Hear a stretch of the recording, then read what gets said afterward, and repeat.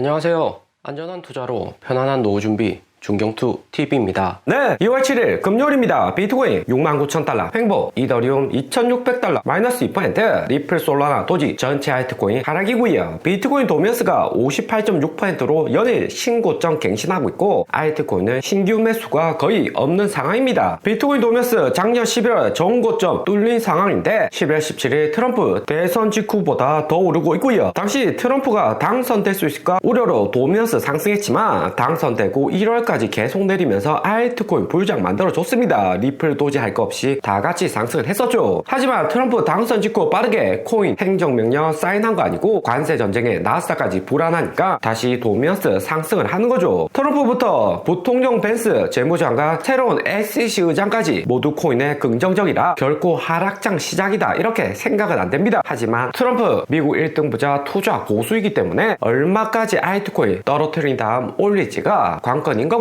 비트코인, 이더리움 제외 알트코인 시가총액으로 보면 두 달간 하락으로 피보나치 0.5구간까지 떨어졌습니다. 382 구간에서 긴 꼬리 찍으면서 반등했는데 겨우 0.5 구간에서 버티는 거고요. 특히나 382가 무너진다면 알트코인 시장 가장 위험한 구간에 진입을 하죠. 피보나치 236 마지막 마지노선 방어선인데 여기까지 내린다는 것은 알트코인 시즌 종료로 24년 바닥인 500빌리언까지 떨어질 수 있습니다. 알트코인 382에서 반등은 잘 좋지만 236에서는 거의 반등 없고 약간 오른 척 하다가 떨어지는 것이 80% 매우 높았었고요. 트럼프 세력들이 개인들 알트코인 털어낸 다음 올려줄 것으로 예상이 되는데 작년 500빌리언 여기 바닥에서 보면 382 구간은 절대적으로 지켜줬습니다. 470빌리언까지 내렸다가 긴 꼬리 정도만 만들고 빠르게 반등을 했었죠. 작년 알트코인 투심 지켜준 것은 9월 창펑자 출소와 함께 연준 50bp 빅컷으로 금리 인하 시작하고 알트코인도 반등을 했습니다. 올해 연준이 최소 2번에서 많아야 3번까지 금리 인하 할 것으로 예상이 되는데 4% 기준금리는 알트 시장에게는 부정적이고요. 하지만 트럼프가 규제 풀어주고 호재 만들어서 충분히 방어해줄 수 있다. 382 아래로 내려갈 가능성은 낮다 생각이 듭니다. 대신 0.5 구간에서 382 여기 구간 횡보를 해버리면 개인 투자자들 공포심리 극대화가 되면서 신규 매수보다는 매도할 가능성이 상당히 높다 생각이 듭니다. 전체 알트코인 작년 10월부터 키워준 리플이 빠지고 있는데 5가지 메인 이유가 악재로 자리 잡으면서 리플 상승 못하게 발목 잡고 있다. 해외 분석 뉴스가 나왔습니다. 첫 번째, 리플의 레저 네트워크 마비되었다. 1시간 동안 블록체인 생산 중단되면서 악재로 작용한다고 하고요. 하지만 하락 왔다가 갖다 붙이기 한 걸로 비트코인, 솔라나도 종종 있는 이슈입니다. 리플에게만 하락 이후로 언급하는 것은 큰 의미는 없고요. 리플은 중앙화된 코인이기 때문에 네트워크 마비, 블록체인 생산 중단 같은 이슈는 금방 복구를 하죠. 그리고 세 번째, 미국 전략적 비축 자산으로 리플 탈락. 리플이 트럼프 당선에 돈도 많이 쓰고 갠슬러 전 SEC 의장 사임으로 정치적으로 영향력이 높습니다. 그런데 이번 알고리즘 시세 조작 폭로 나오면서 트럼프에 강력하게 비축 자산으로 리플을 포함시켜야 된다 요청할 만한 명분이 없어졌다고 분석을 하고 있고요. 트럼프 내각이 아무리 리플 밀어주고는 싶지만 문제 있는 코인을 임기 초반부터 커버시켜줄 수는 없는 걸로 먼저 리플이 개별 문제 해결하고 다시 트럼프 찾아와서 전략적 자산 논의를 해야 된다는 거죠. 알고리즘 시세 조작 폭로 나왔는데 비트스완 창업자인 브래디 스웬슨이 트위터에 부패한 리플 CEO 갈링하우스라는 제목을 게시를 했습니다. 갈링하우스 정직한 사람 아니다. 수년 동안 그가 보여준 행동이 투자자들을 그릇된 길로 이끌고 과장된 이야기를 퍼뜨렸다고 직접적으로 공격을 했고요. 거기에 리플의 최근 4,000원에서 2조 원치 5개 락업 해제하고 추가 상승에 대한 기대감은 적어졌다 볼 수 있습니다. 리플사도 4,000원 이상 오른 것은 당장에 쉽지 않다 생각을 하는 거죠. 브래든 스웬스 문제인물이 이분인데 트위터 팔로워가 5만 명으로 영향력이 큰 건 아니지만 전혀 없다고도 볼 수는 없습니다. 이분의 주요 발언을 보면 첫 번째, 리플의 CEO 갈링하우스가 정직성이 부족하다, 투자자들 오도한다 비난을 했습니다. 리플 포함해서 전체 코인 CEO가 무조건 정직할 수는 없는 것이 코인 투자하는 1등 기간이라도 오를 때는 미래 자산이라 암호화폐가 정답이다 이야기했다가 폭락 시작하면 디지털 쓰레기다, 역대급 사기코인다 계속해서 말을 바꿔왔습니다. 25년 들어서 그나마 나아진 거지 22년 폭락장 비트코인 15,000달러 하락할 때는 삭제된다, 코인 완전히 사라진다는 인물도 많았었고요. 대신 리플이 이제는 솔라나 도지 넘어서 시가총액 3위까지 오른 코인이기 때문에 갈링하우스 발언이 좀 더 신중해야 되는 건 사실이고, 앞으로 리플의 역량이 커질수록 타겟으로 공격 들어오는 경우는 훨씬 더 많을 것이다 생각이 듭니다. 이전까지만 해도 소송 이슈로 인해서 리플에 대한 공격이 적었다면 이제는 한국뿐만 아니라 미국에서도 리플 매수가 많기 때문에 확실한 팩트체크 계속해서 들어올 것으로 보이고요. 두 번째로 리플 임원들이 내부자 펌핑으로 투자자들 자산 가지고 자신들을 부유하게 만들었다 주장도 했습니다. 다른 코인도 똑같은 메커니즘으로 회사 코인 안 오르면 일할 의욕도 떨어지고 성과나 보너스도 적어지는 거죠. 하지만 리플 가격 오르니까 이런 얘기를 하는 거지, 전체 알트코인 100% 오르는 것만은 아니고 22년 2018년 하락장에도 알트코인 매석 개 하락을 했습니다. 손실도 많이 받고 재투자하면서 성공한 사례도 있지만 실패한 알트코인 더 많다 볼 수 있고요. 비트코인만 봐도 채굴자라고 해서 무조건 수익 나는 거 아닙니다. 23년 상승장 들어서 채굴자들 수익을 본 거지 21년 22년에는 오르기 전 최저점에서 팔고 고점에서 채굴자도 또 매수하면서 손실도 크게 봤었고요. 그리고 세 번째, 리플이 주요 은행들 XRP 체인을 사용한다는 주장은 오해의 소지가 있다, 실제로 사용 얼마 하지 않는다 이야기를 했습니다. 이 부분은 좀 더 찾아봐야 되고 JP모건 같은 1등 은행에서 어떻게 적용할지 지켜볼 필요가 있죠. 은행 내부에서만 리플 사용한다고 알려져 있는데 내부에서 한두 명 사용하는지 아니면 1만 명 이상 전체 직원들이 사용하는지는 명확하지 않습니다. 전체 직원 사용한다면 분석글 많았겠지만 내부적으로 일부만 사용할 가능성이 상당히 높기 때문에 크게 의미는 없습니다. 리플 CEO의 전략은 일단은 확장성 키워놓고 홍보 많이 한 다음 점차 은행들도 리플 도입하게 유도하는 전략일 듯 하고요. 갈링하우스가 책임 회피하기 위해서 SEC와 법적 문제 둘러싼 이야기를 조작한다고도 네 번째 이야기를 했는데, 첫 번째와 마찬가지로 규모가 커질수록 리플 공격하는 세력들이 많기 때문에 리플 CEO부터 임원진들도 발언을 이전같이 해서는 안 됩니다. 마지막, 중앙 집중적 통제에 대한 우려가 커진다 이야기는 22년 폭락장에도 줄곧 나섰고요. 리플 가격 오를 때 이런 뉴스들 쳐다도 안 보겠지만 하락장 부정적인 뉴스 나오면 가격 떨어지니까 눈길이 더욱 갑니다. 리플의 중앙화는 2015년부터 10년 넘게 나오는 이슈로, 중앙화되면 락업 해제로 가격은 부정적이지만 성장하는 코인에게 있어서 중앙화라는 컨트롤 타워가 있기 때문에 호재 만들기가 쉽습니다. 리플이 만약 중앙화 안 되었다면 리플 소송에서도 매우 불리해질 수가 있죠. 비트코인 캐시, 비트코인 골드 같은 이런 중국계 코인들 보면 개발자들 만들어만 놓고 시장에 뿌려 놓기만 하는데 일부 세력들 대량으로 매수하고 자기 마음대로 시세 조정을 할 수가 있습니다. 대신 리플은 가격 오르면 리플사가 직접 매도하면서 임직원들 월급, 운영비뿐만 아니라 트럼프나 공화당의 로비도 하면서 장기적으로 키워주려고 만들고 있는 코인이다 보시면 되고요. 그리고 리플은 무조건 악재만 있는 거 아닙니다. 리플 법률 고문 알데로티 나가지고 트럼프 정부와 긴밀히 협력한다 이야기도 했고요. 1월 말에는 폴 애킨스 새로운 SEC 의장 리플과 민사소송 전면 철회할 수도 있고, 좀 더 명확한 알트코인 규제 만드는 테이크포스 실시 중이다, 벤스 부통령과 긴밀하게 협력한다 뉴스도 나왔습니다. 바이든 시절 해리스 부통령이었는데 해리스 코인에 대해서 1도 이해도 못하고 대화조차도 안 됐었고요. 하지만 벤스는 비트코인뿐만 아니라 알트코인도 대량 보유하고 있는 인물이기도 합니다. 거기에 알트코인 호재 소식 나고요. FTX 2월 18일부터 채권 상황 시작을 합니다. 22년 1월 FTX 파산으로 대규모 투자자들 FTX 내 코인 동결이 되었고, 그동안 코인 팔지도 사지도 못하면서 마운트콕스처럼 10년 기다려야 되는 게 아닌가 걱정이 많습니다. 3년 만에 FTX 내 자금 돌려받는 건데 코인으로 돌려받지 못하고 인정된 청구 금액의 100% 현금으로만 받고요. 거기에 22년 11월 이후 연이자 9% 포함해서 총 FTX는 160억 달러 지급 예정입니다. 원화로 23조 원인데 이 정도 자금 다시 코인 시장에 풀리게 되면 알트 시장 불장에 긍정적일 수 있죠. 거기에 샘 뱅크먼 사면 요청하면서 샘 뱅크먼 다시 돌아오는 게 아닌가 시장에 기대감을 주고 있습니다. 22년 1월 불장 왔을 때도 샘 뱅크먼 FTX가 코인 시장 펌핑한 게 가장 큰 이슈였다 볼 수 있죠. 작년 9월에도 창펑자오 미국에서 출소하면서 알트코인 10월 불장 만드는 기반이 되었습니다. 오늘의 영상은 여기까지입니다. 좀 더 디테일한 투자 정보가 필요하신 분들은 커뮤니티로도 자료가 공유되니까 멤버십 가입과 구독 부탁드립니다. 감사합니다.